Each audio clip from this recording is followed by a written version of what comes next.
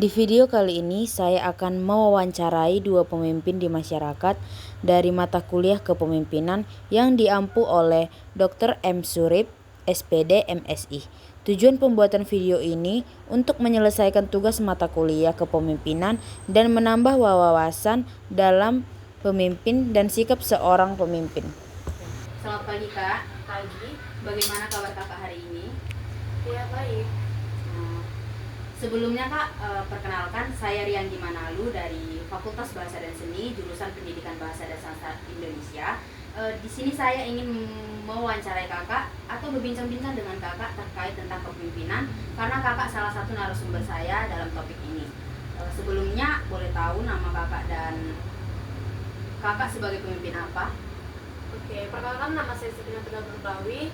Saya salah satu ketua pemimpin dalam suatu pelayanan gereja, yaitu sebagai ketua tampung. Dalam wawancara ini saya akan memberikan Kakak beberapa pertanyaan, apakah boleh?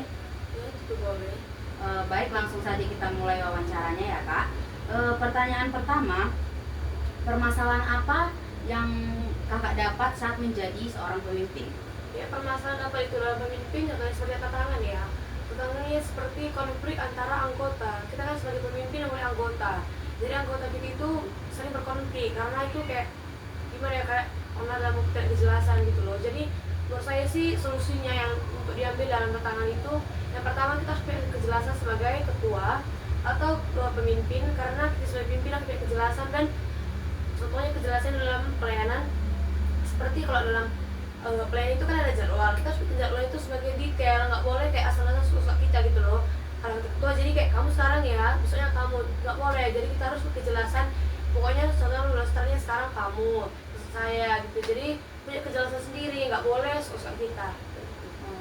Baik Kak. Untuk pertanyaan yang kedua, penghambat apa yang Kakak dapat selama Kakak menjadi seorang pemimpin? Ketidakteraturan dan atau dia kayak suka-sukanya aja, atau bisa dia kayak masuk keluar dalam organisasi itu, atau kayak sekarang dia rajin melayani, minggu depan nggak rajin lagi. Jadi itu maksudnya sih penghambat ya. Untuk pertanyaan yang ketiga, pengalaman apa yang Kakak dapat selama Kakak menjadi seorang pemimpin? Yang pertama itu sebagai pemimpin ya, ada percaya diri. Karena percaya diri kayak memimpin seorang itu kayak dia tuh bisa gitu loh, ya kita atur gitu ya. Menurut saya itu sebuah kepercayaan ya dari orang ke kita. Yang kedua itu bisa wawasan kita luas. Contohnya kita itu kayak memiliki, kita kan ketua, kita punya anggota, dan anggota kita kayak berbagai pribadi loh, nggak semuanya sama. Jadi kita bisa mendalami, dan itu menurut saya juga bisa memotivasi diri kita sendiri. Oh, berarti ada dua ya, percaya diri dan menambah wawasan. Iya. Oke, untuk pertanyaan yang terakhir ini Kak, dalam sebuah pemimpin pasti ada anggota yang acuh tak acuh. Bagaimana pendapat Kakak dan apa yang akan Kakak lakukan sebagai seorang pemimpin untuk anggota yang acuh tak acuh tersebut?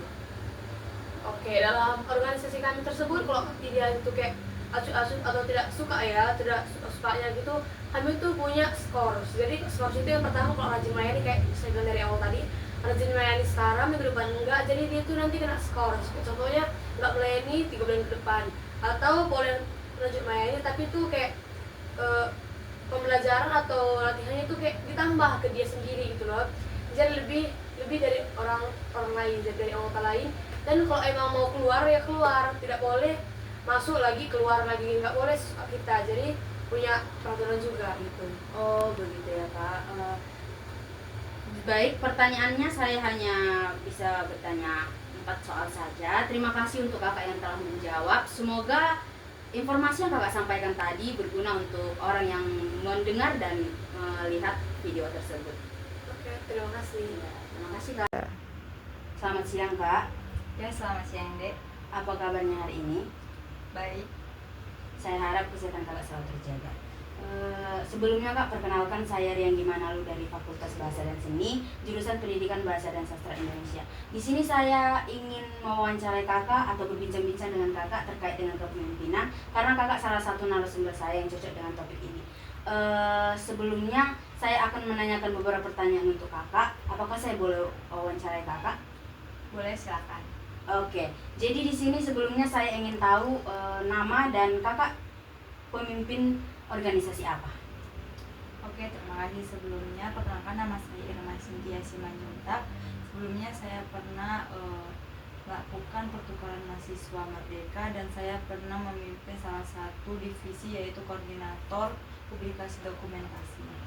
Oke, baik, langsung saja kita mulai wawancaranya, Kak. Oke. Pertanyaan yang pertama, masalah apa yang sering kakak hadapi selama kakak menjadi pemimpin dalam organisasi? Masalah yang saya hadapi, kadang saya mengalami kewalahan dikarenakan anggota kurang merespon terkait tugas yang sudah saya bagikan. Pertanyaan yang kedua, apa pengalaman kakak saat menjadi ketua di organisasi? Oke, pengalaman saya sebagai ketua, di mana saya sebagai koordinator seperti yang saya jelaskan tadi, yaitu divisi publikasi dan dokumentasi, di mana saya bertugas untuk memimpin divisi tersebut dan membagikan tugas terkait divisi kami. Sebagai pemimpin, apa saja yang sudah kakak lakukan dalam organisasi tersebut? Sebelumnya kita harus melakukan pendekatan kepada para anggota, lalu menjalinkan komunikasi yang baik terhadap anggota. Setelah itu saya memberikan panduan terkait tugas-tugas apa saja yang perlu diselesaikan, lalu memberikan atau membagikan tugas kepada mereka berdasarkan kemampuan yang mereka miliki. Oh, berarti sangat penting ya untuk pendekatan ya. Iya, benar. Oke. Di sini aku juga mau nanya tentang bagaimana membangun dan mempertahankan tim dalam sebuah organisasi tersebut. Sama seperti yang sudah saya jelaskan tadi, bahwa dalam tim itu kita perlu menjalin komunikasi yang sangat baik.